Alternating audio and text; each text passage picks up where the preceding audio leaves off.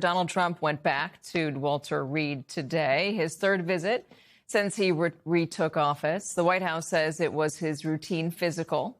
The president turns 80 in a little over 3 weeks now. He is the second oldest person to ever occupy the White House, and he will be the oldest by the time his term ends. The last time we had someone this old in the Oval Office was only a couple of years ago. President Biden, and we all know how that ended up going. So the questions about Donald Trump, who has always claimed an exceptional level of fitness and well-being, well, they're going to come up, especially when that exceptional level of fitness and well-being start to change before our eyes. Like earlier this month when he appeared to nod off while hosting an event on maternal health with members of Congress, or back in April when he was fighting to keep his eyes open as he had healthcare officials in the Oval Office. Or back in December when you can clearly see him struggling to keep his eyes open during a 2-hour, there he goes, cabinet meeting. But it's not just the apparent sleepiness, which frankly is normal at that age. It is his physical fitness as well. The swelling in his ankles, which after a loud public outcry and concern, his doctor attributed to chronic venous insufficiency. There's also those deep bruises in his hands, which he attributed to his aggressive use of aspirin because, as he told the Wall Street Journal, quote, "I don't want thick blood pouring through my heart. I want nice, thin blood." By the way, those bruises seen here covered in makeup just a few weeks ago here in New York. In January, you could see them when he was in Davos in Switzerland. And then there was last year in the Oval Office during a meeting with the Prime Minister of South Korea. There are also the numerous cognitive tests he says he's taken and aced, leading people to wonder why he needs to take so many cognitive tests. These are fair questions. And don't take it from me that they're fair. Take it from everyone else, including older people who say there should be age caps on elected office. This is about Congress, but still, according to an April NPR PBS Marist poll, 8 in 10 Americans support setting age caps and term limits for members of Congress. The poll found minimal generational differences, by the way. Older voters were just as likely to support age caps as younger voters. According to the researcher, Jean Twenge, there seems to be a consensus that people think if you're going to be an effective leader, you should not be 80 years old. Joining us, staff writer for The Atlantic and MS Now political contributor Mark Leibovich, reporter at The Bulwark Lauren Egan, and Reuters White House reporter Bo Erickson. Bo, the president went to Walter Reed. He has now commented on it. How did it go? I'm at the White House right now, and he was at Walter Reed for just under 4 hours this morning. And we have heard just a little bit from him, and he says that the physical went perfectly today. And so, of course, as reporters here at the White House, we follow up because we want to know more and more. And I was told by a White House official just recently that we will be told more either today or tomorrow about how that physical went. As you mentioned, this is just something that is always interesting to reporters and the general public, the president's health, but especially recently as we've had older presidents, both former President Joe Biden and current President Donald Trump. Lauren, you say this is not getting enough attention. That's right, Katie. I was really curious why more Democrats weren't talking about this. I hear constantly from Democratic officials who complain that the media is not covering Donald Trump's health quite as closely compared to Joe Biden. And I was wondering, well, why aren't you guys talking about this more? You know, Republicans were relentlessly focused on Joe Biden's age, and we haven't seen that in the same way. And I started asking around to Democratic officials, you know, why aren't you guys holding press conferences about this? Like, why aren't you forcing the issue in the same way that we saw Republicans do just a couple of years ago? And what I heard from folks was that they acknowledged that they were potentially missing out on a huge political opportunity to make Trump look as weak as possible, to undermine his presidency going into the midterms. But they consistently gave me 2 explanations as to why this isn't happening. And the first is the Joe Biden factor. Essentially that, the vast majority of the Democratic Party stood behind Joe Biden until the bitter end. And that means that they've lost a lot of credibility when it comes to talking about age. Some people even brought this all the way back to Ruth Bader Ginsburg and how the party really didn't intervene in the way that people now feel like they should have in order to get her to retire. So there's just a sense that they don't have credibility on this. And then the second part is the fact that the Democratic Party itself continues to be led by a lot of older leaders.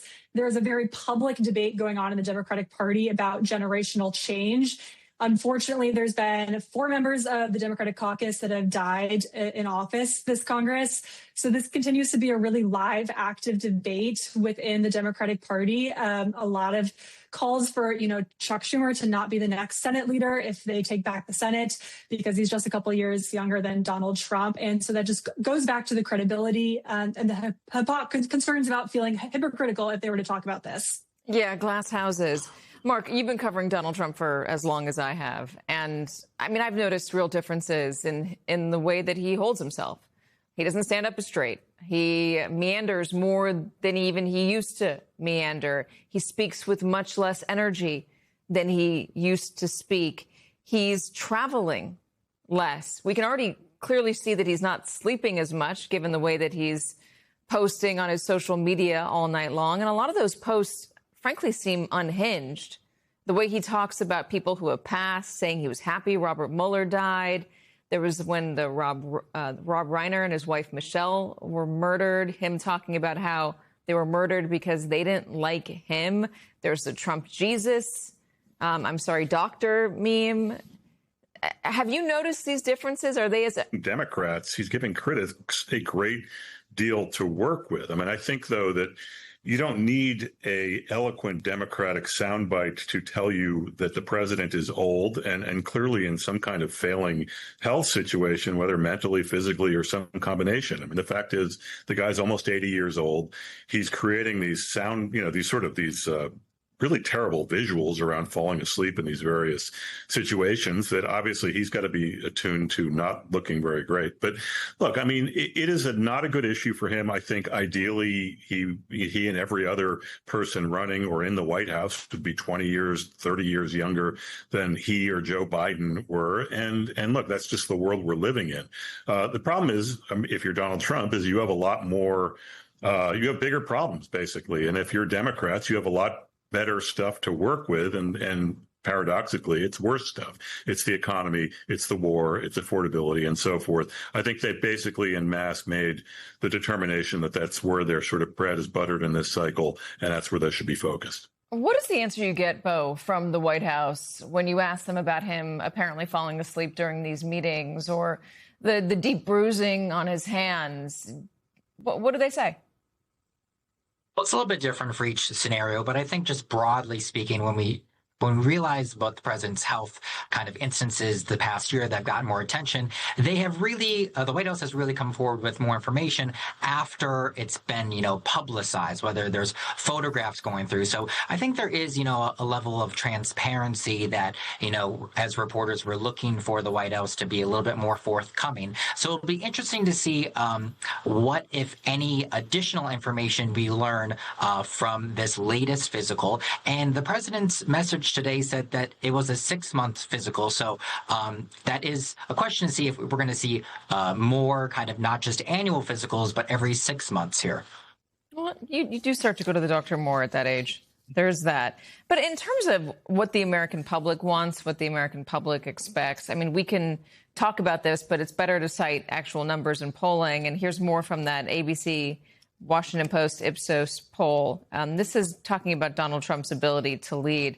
Has his mental sharpness, is it still effective? Only 40% said that yes, it's still effective. 59% said that it does not apply to him, so not effective. Is Trump in good enough health to be effective? 44% said that applies. 55% said it does not apply. Strong leader, 46% said that applies. 54% says that does not apply to him. So given that, Mark, I know you're just saying that they have so much else to work with. These numbers show that the American public is looking at Donald Trump and saying, nah, this guy's not quite there. You still don't think Democrats should be seizing on that? Is it an issue of glass houses, as Lauren was laying out? Yeah, partly. I mean, but I also think they don't really have a lot of work to do. I mean, it's all right there. It's apparent. It's on daily TV. It's people know how old he is. People know how he's perceived, how he seems to be acting. And again, if like I'm a swing voter in Maine and I'm on the fence between, say, Graham Plattner and Susan Collins in a general election, I'm not going to be swayed by whether there is some great soundbite out there about the bruises on the president's hand. I mean, that's sort of, these are all very downstream and they sort of go to how the president is perceived right now, which is really quite bad for a lot of reasons. And I think this is obviously one of them. Lauren, is there any Democrat right now who is taking this on? Not every single Democrat was behind Joe Biden and argued for him at the end there. There were Democrats who broke off. Yeah, when I wrote about this in my newsletter a couple of weeks ago, I talked to Seth Moulton, the congressman from Massachusetts, for this piece, and he's been willing to go there. That's in part because he is running in a Senate primary that is based pretty much on generational change. So there are some Democrats willing to go there. The DNC, for example, also has been trying to tweet out all these clips, kind of like Mark was talking about, making sure that these videos of Trump seemingly falling asleep in some Oval Office meetings are getting out just into the ether.